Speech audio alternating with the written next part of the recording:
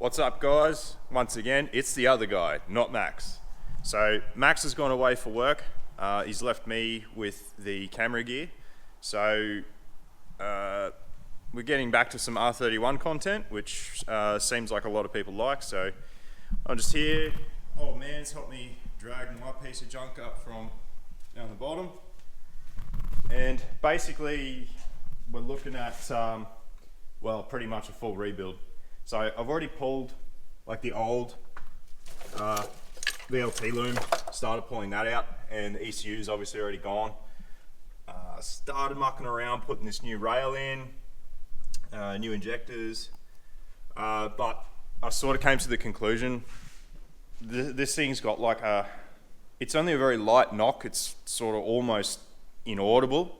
Most people probably wouldn't even notice it, but it's a bit of a concern for me, so I've sort of bitten the bullet and going to be pulling the motor back out and giving it basically a full tear down and another rebuild just to make sure that it's all good, because I am actually going to be selling this once we're finished.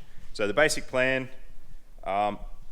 this rack has been leaking for quite some time as well, so I've actually got this here R34 rack to go in it, and a Rolls GK Tech roll center correction kit, same as Max's, to go in it as well.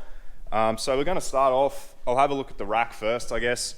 I want to leave most of the engine bay stuff in while we sort out the front end, because with these fairly aggressive wheels, there is a possibility we may have to sort of tub the inner guards a bit. So I want to make sure that whatever mods I do to the guards and stuff like that, it's not going to foul with the motor when we put it back in, sort of thing.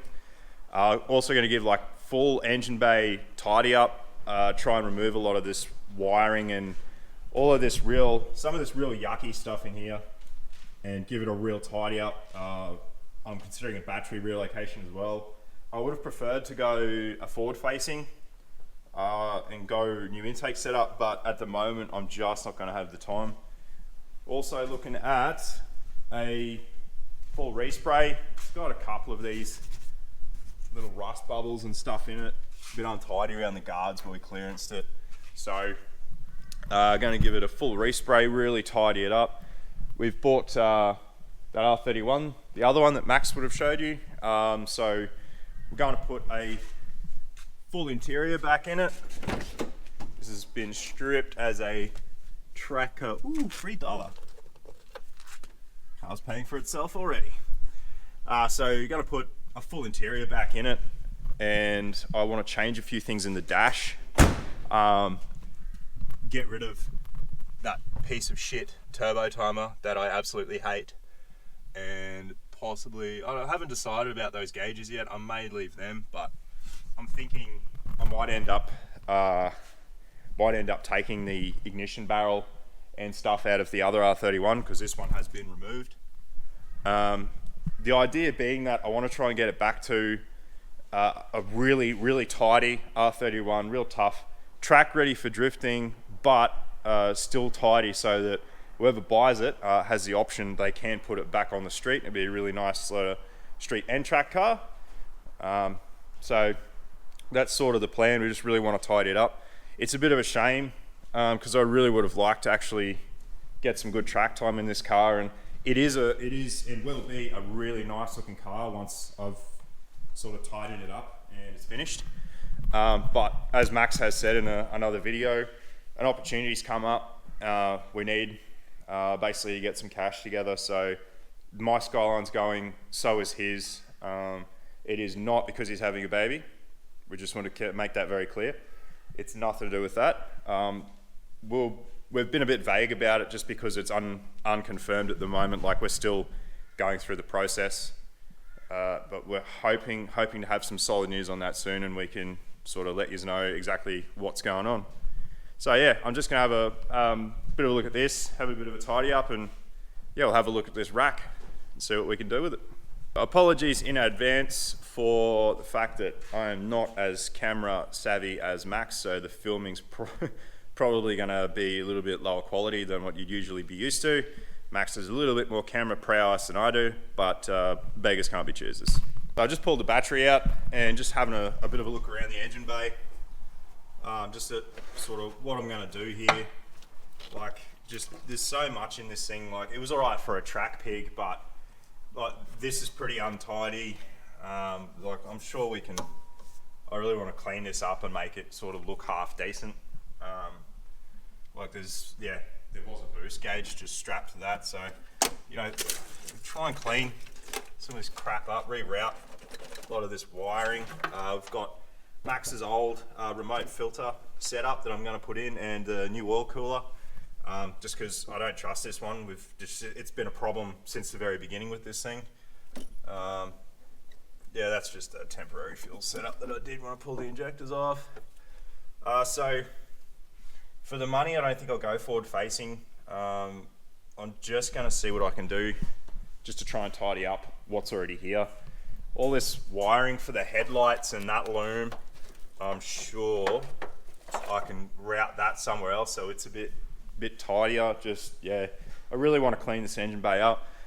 The Microtech doesn't need a MAF sensor, so this setup will go in the bin and we'll make a nice, like, tidy, probably just a 4-inch stainless intake, similar to Max's or something like that, but obviously this is high mount, so yeah, we really want to tidy this thing up and just make it decent.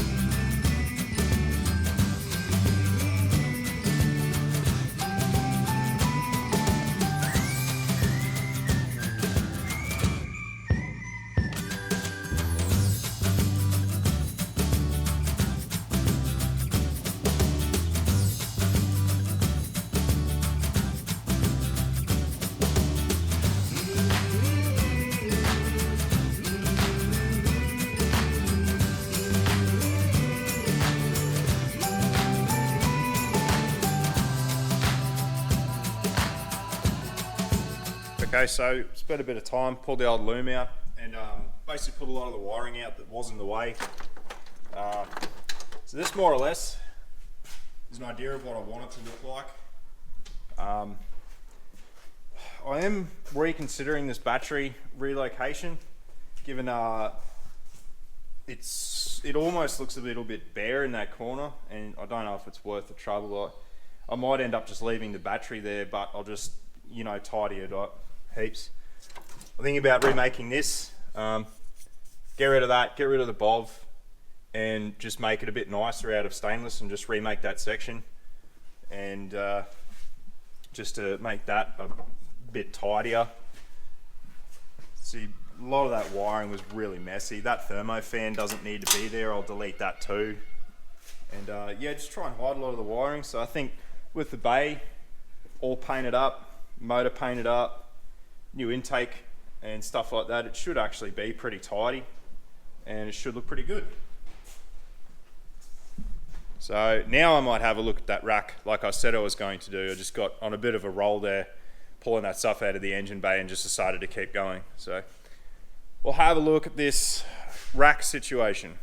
Okay, so I've got the old rack out. As you can see, there is no rack up in here, it's a bit of a pain in the ass of a job. You do have to take this wing off the bottom of the sump here, so that you can actually get at this bolt and get the rack out. So I've sat it now next to the R34 rack.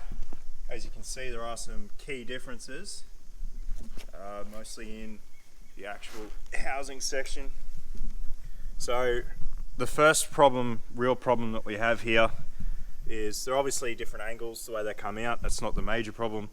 The major problem is actually in this line here. That's the high pressure side from the power steering pump. That sealing connection there with the O-ring is different to the R31, which uses a double flared end. As you can see there, that's a double flared end similar to like a brake line, and the R34 uses the later model style O-ring type fitting. I'm not sure what you actually call that type of fitting. So straight away we've got a bit of a problem there that we have to overcome. The return side or low pressure side is not really an issue. The R34 there uses a soft line which we can easily replace in here.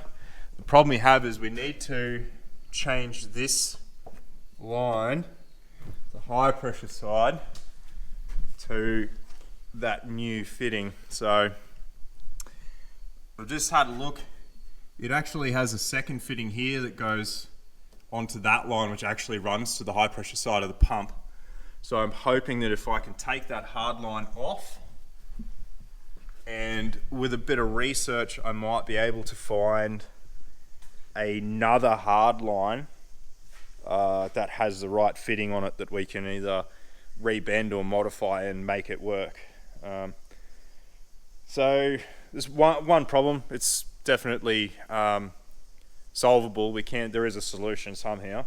So for now I might just put this other rack in just to get the roll center kit bolted in, and we'll dummy it up and see what the front end looks like.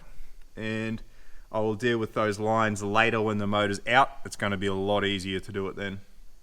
So yeah, get back into it. So this is our roll center correction kit from GK Tech. So I'll get this rack back in, we'll get this bad boy bolted up and see what she looks like.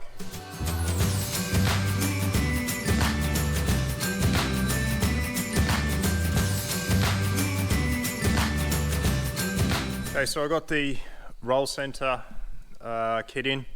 I missed a lot of that because the battery died in the GoPro and they were all flat. So I just had to keep going while all the other batteries charged up. Really didn't miss much though. So it's just got roll center kit in, folded this up and just chuck the steering shaft back on. And it is gonna work. It's pretty aggressive. The fitment on the ground is pretty savage. There's just a couple of spots where it does hit. You can see that's a rub mark there from even where it was before. It pretty much just hits there, and they also catch just the front of the guard there as well. So it's not too bad, and we can easily adjust it, but there doesn't have to be any major modifications to the guards, which is all I needed to know about for now, just so I'm happy enough to pull the motor and stuff out. Only other thing I'm going to do tonight, because it is fairly late, is pull the tail shaft out, change the center bearing, because this one is pretty much non-existent. It's about as broken as they can possibly be. So that was causing me some drama in the past. So I'm just going to pull that out and change it out. I do have another one there. So yeah, we'll press it off and fix that up. Just trying to do a bit of the sort of underneath mechanicals on the car just before I pull the motor out. So with the shaft out, you can see that bearing is just gone. It might as well just not even be there. So that is something we definitely need to sort out. Was not happy.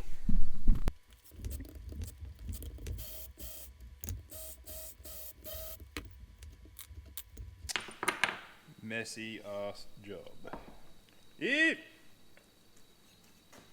Grace!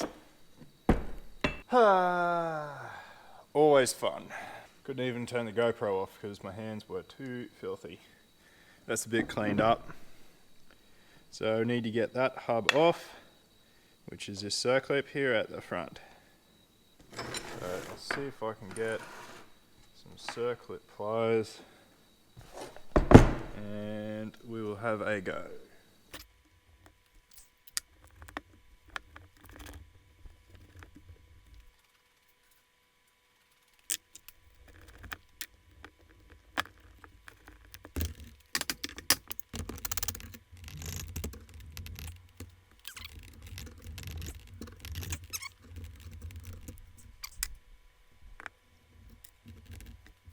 And pretty sure we missed most of that.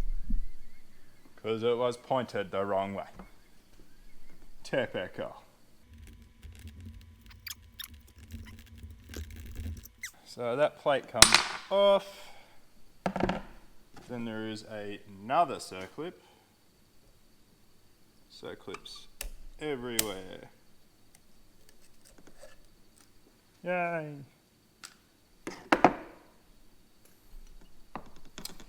Now, I don't know if I'll be able to sort of pry that off with a screwdriver, if I might have to use the press.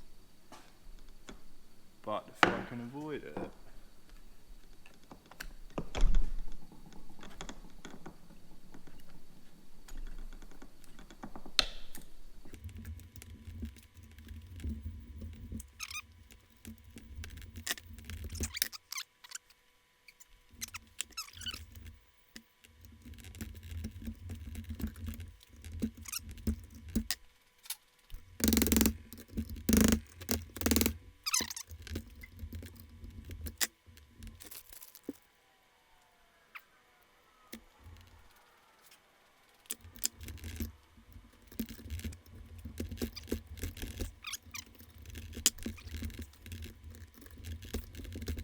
Come on, mate. Just come off already, eh?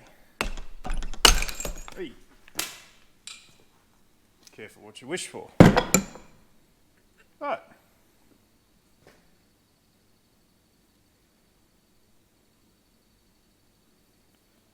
That's it. That's the old bearing. That is not good. Not bueno.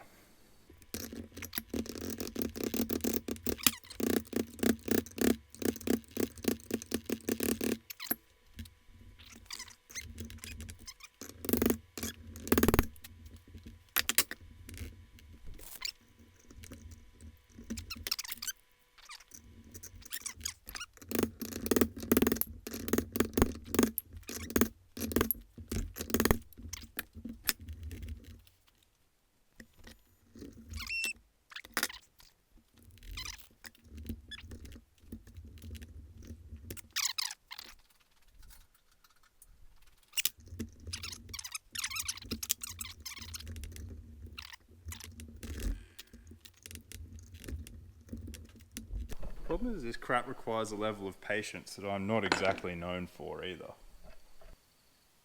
Ah, okay. I see how you're supposed to do it now.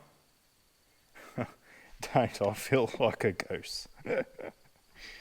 So, just quickly looking at it, there is actually a snap ring in the back of this housing that holds that rubber in. And snap rings are a whole bunch of fun as well. So here you go, people. That's why we go and do this dumb shit and make these mistakes, so that you don't have to. Come on out. Come on.